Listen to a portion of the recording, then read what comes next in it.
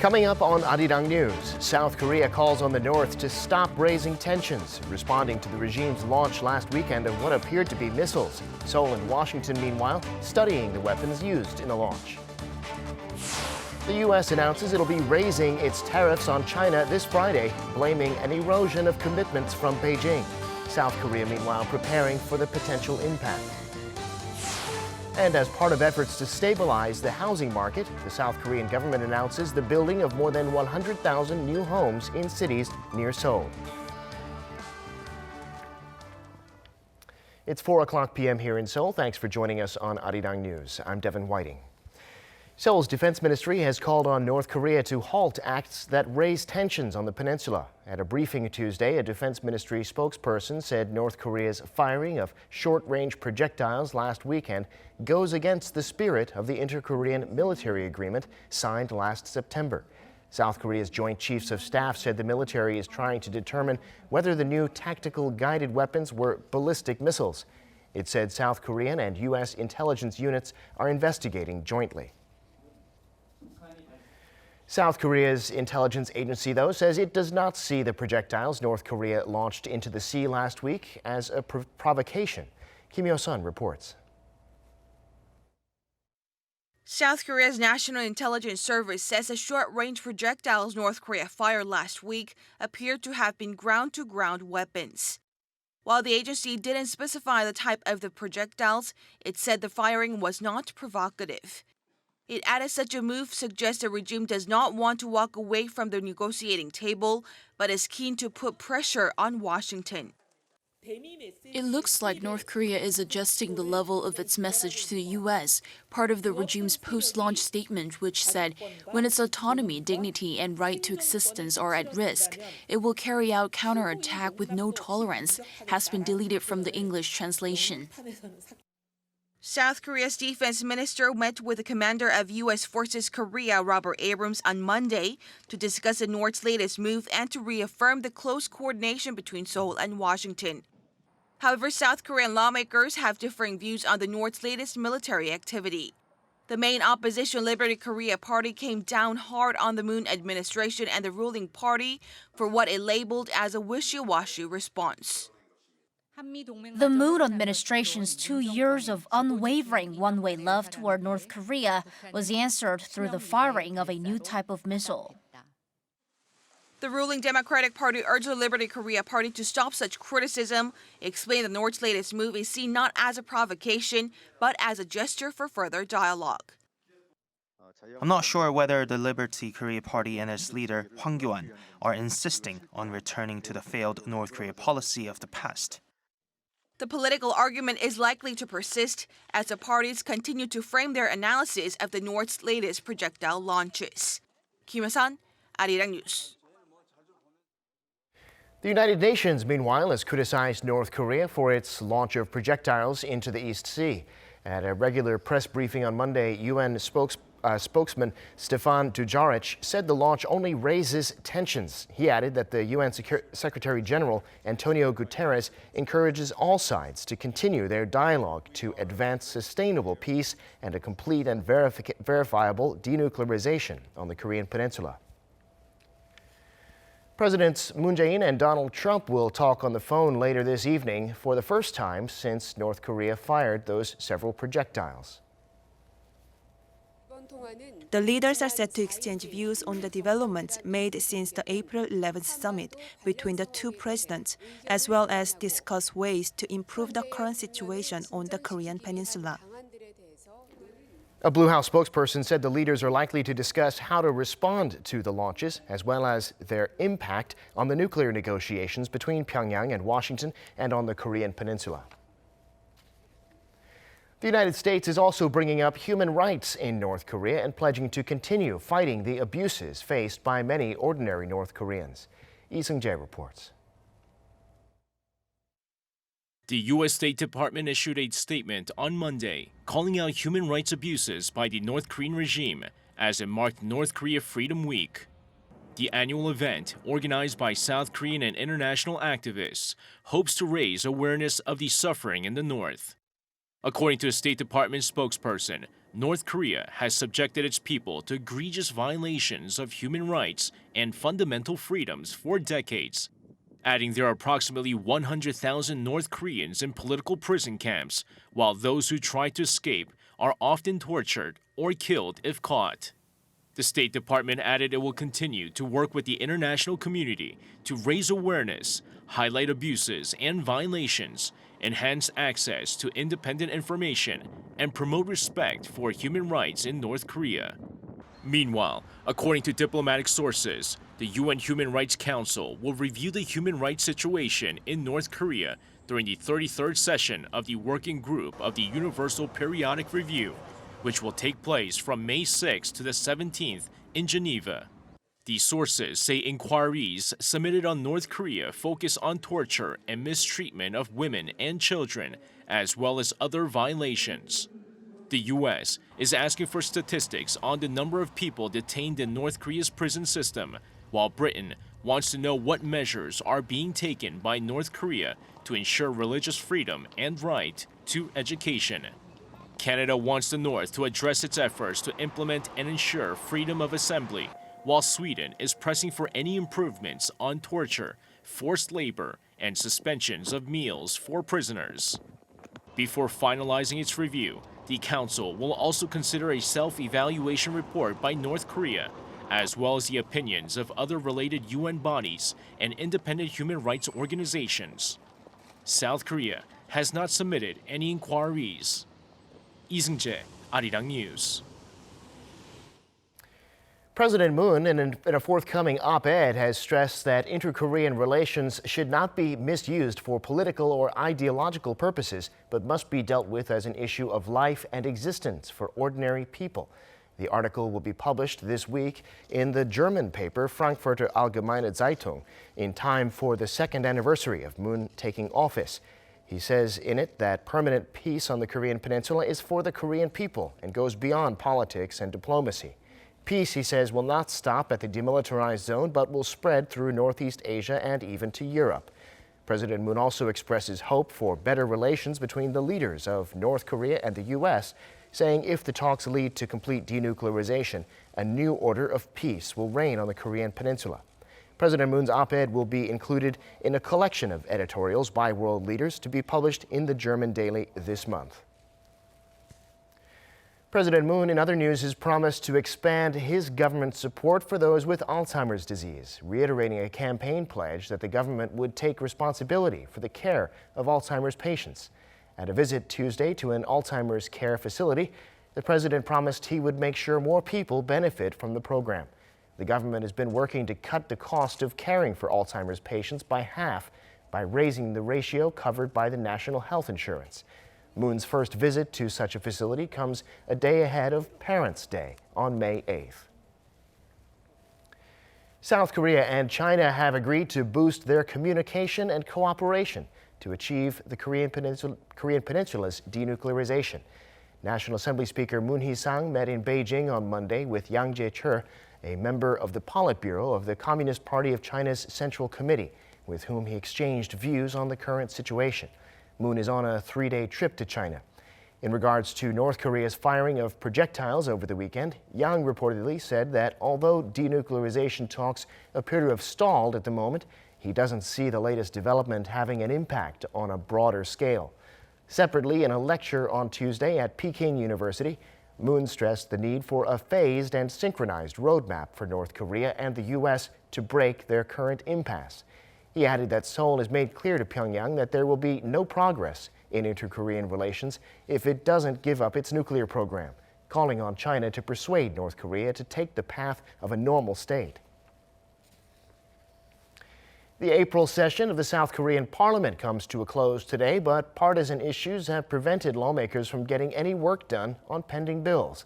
Tensions at the National Assembly soared after the ruling Democratic Party and the minor opposition bloc designated key reform bills as fast-track, despite resistance from the main opposition Liberty Korea Party.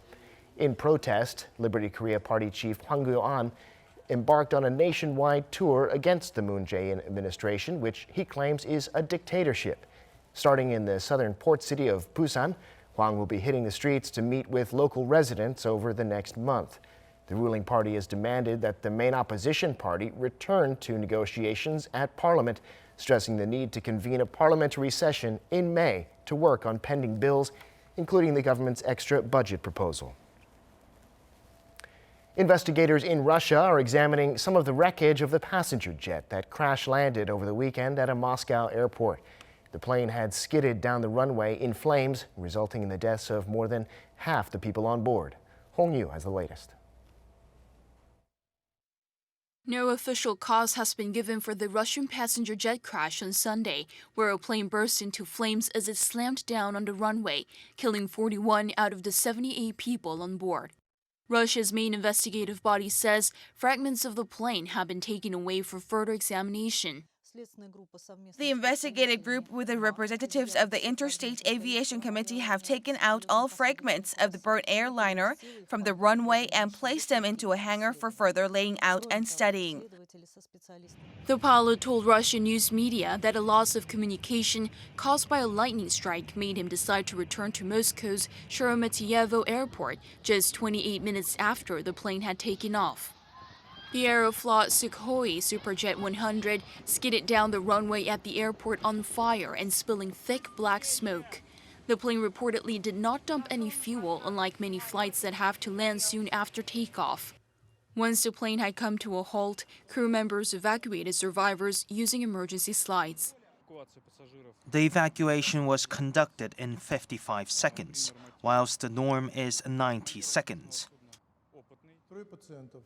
They mostly have burns, carbon dioxide poisoning, injuries, and bruises. But they're all conscious and do not require artificial ventilation. Russian President Vladimir Putin expressed his condolences and ordered investigators to establish what caused the crash. Hong Yu, Arirang News.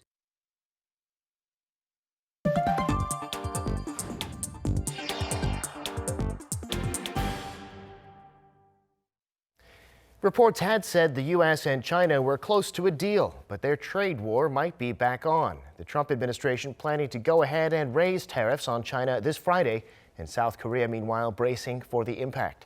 Ko Ryun-hee has this report. A fresh battle in the trade war between Washington and Beijing now appears inevitable, despite weeks of signals the two sides were edging closer to reaching a deal. U.S.Trade Representative Robert Lighthizer told reporters on Monday that there was an erosion of commitments by China and said Washington plans to raise tariffs on Chinese goods on Friday. However, he emphasized the trade talks will continue because significant issues, including tariffs, remain unsolved. Lighthizer added a Chinese delegation will still visit Washington on Thursday and Friday. The announcement confirms that President Trump's previous tariff threat wasn't a bluff or negotiating tactic. On Sunday, Trump tweeted that tariffs on $200 billion worth of Chinese goods will be hiked to 25% from current 10% starting May 10th, mentioning the trade deal was moving too slowly. To discuss the impact of the rapidly re-escalating trade tensions, South Korea's central bank chief held a meeting on Tuesday to examine the potential impact on local and international financial markets. Bank of Korea Governor Lee Ju-yeol said uncertainties in the U.S.-China trade dispute have emerged again. But the situation doesn't look overly concerning right now because the two sides are still negotiating. For instance, in South Korea, he said the conditions for foreign currency borrowing remain solid. However, Lee emphasized that officials should closely monitor the situation after stocks in emerging Asian countries plunged on Monday. The three main indices on Wall Street also closed lower after the first session of the week. Ko Ryun-hee, Arirang News. South Korean stocks were also down on Tuesday because of the renewed trade tensions between Washington and Beijing. The benchmark KOSPI closed sharply lower, down 0.88% to close just under 2177. And for the secondary KOSDAQ, it was down 1.1% to 753.5. It's not just the China trade tensions, but also investors in stocks considered to be North Korea related, rattled by the regime's firing projectiles into the sea over the weekend. South Korea's foreign exchange reserves dropped last month on the stronger dollar. The Bank of Korea says reserves amounted to $404 billion, down $1.2 billion from March. The central bank attributed the fall to a stronger dollar, which pulled down the value of other foreign currency assets. As of the end of March, South Korea had the world's 9th largest foreign exchange reserves, with China topping the list. It's time now on this Tuesday to get an in-depth look at the global markets, and for that I'm joined on the line by Mr. Daniel Yu, Global Strategist at Kiwoom Securities. Thanks for coming on today, Mr. Yu. Thank you for having me. Well, markets closed here in Korea on Monday for a holiday, but in China, stocks plunged on signs of the renewed trade war, and they're not so close to a deal after all. The Shanghai Composite down 5.5%, Hong Kong down a lot as well. What's happening here? Yes. As you heard on Sunday, Trump threatened to raise the tariffs on $200 billion in Chinese goods from current 10% to 25% on this Friday, and add that another 25% tariff to other $325 billion in other goods. This basically rattled the market. If the negotiation gets canceled, and this kind of tariff occurs, and that is a extremely negative news for global economy as a whole. On yesterday, Chinese market fell more than 5% in worries of the deal not going through. Shenzhen market fell more than 7%.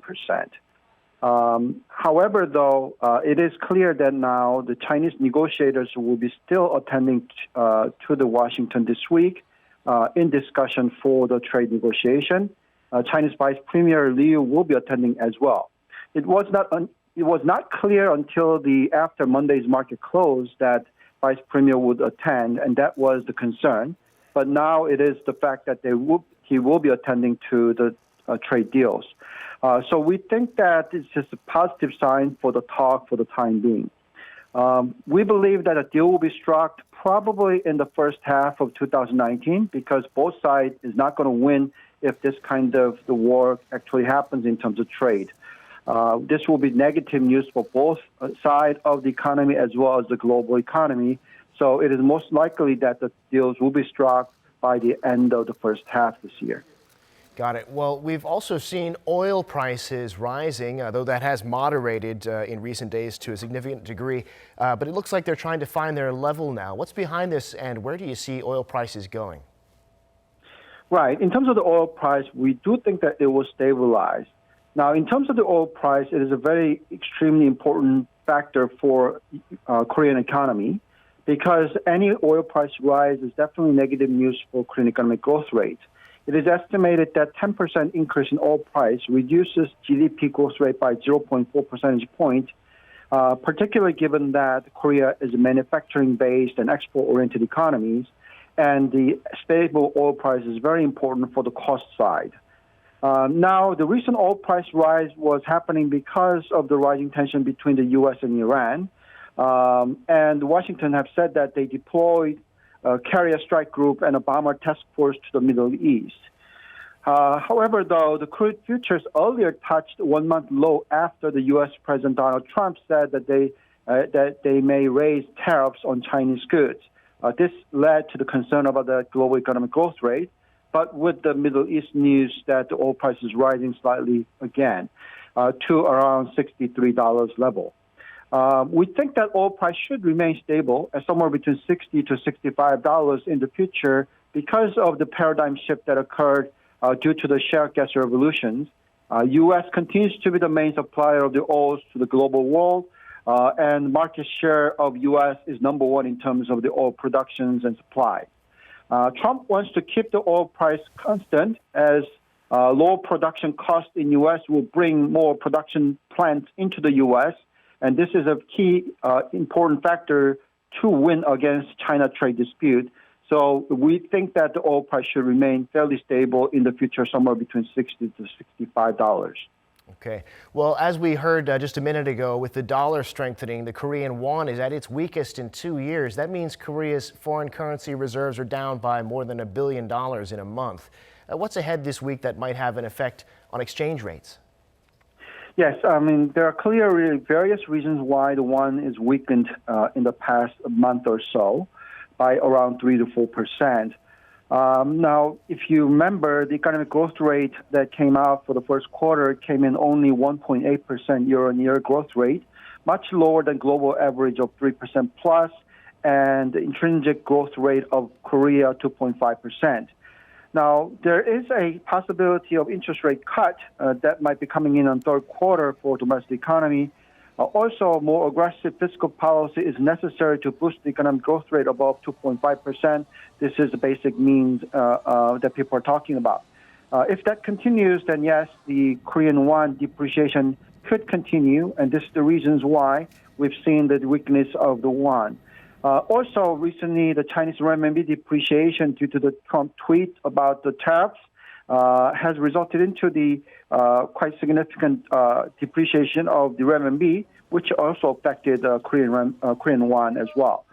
Most important event that we need to watch out for is what's happening to the U.S.-China trade talk this week. If the talk goes well, that will be resulting into a appreciation of the renminbi, Chinese renminbi, and that will have a positive also impact on Korean won as well. So we need to watch out what's happening to the U.S.-China dispute into the future, and also what kind of the fiscal and monetary policy that might be coming out from Korea. Well, we'll be watching both of those for sure. That's where we'll have to leave it today, though. Thanks for sharing your insights today, Mr. Yu, as always. Thank you very much.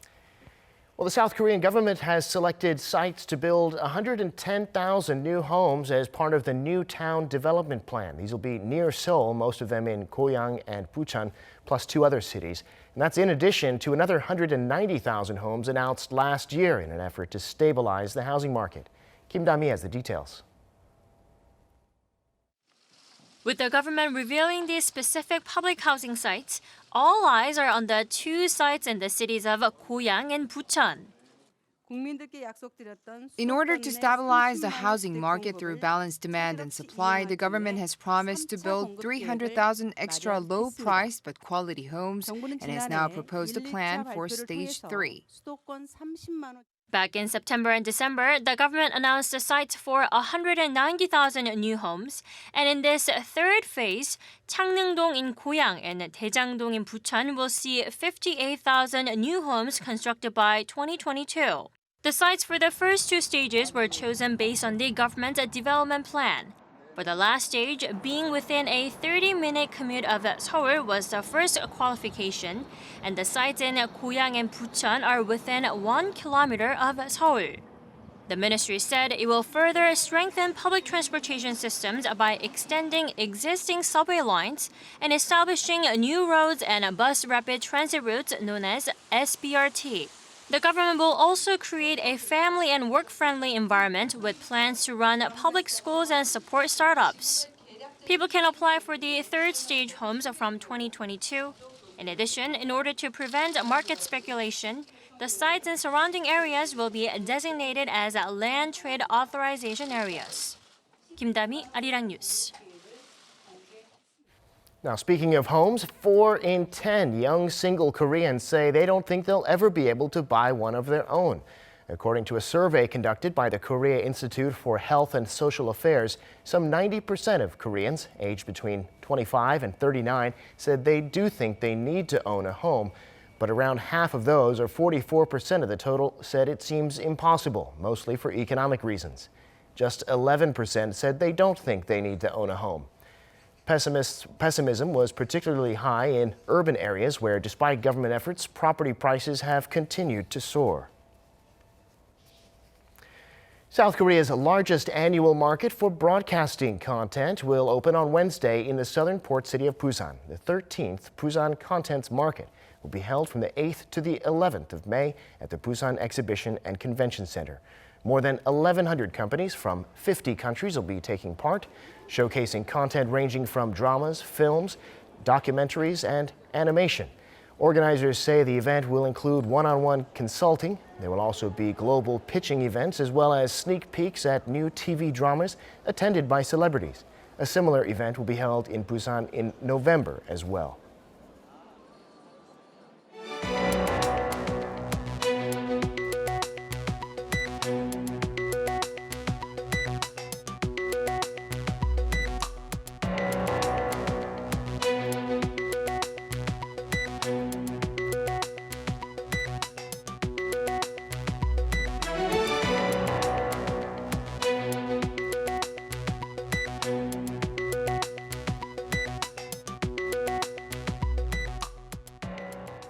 And that brings us to the end of this newscast. Thanks for being with us. More live news coming your way at 7 p.m. Korea time.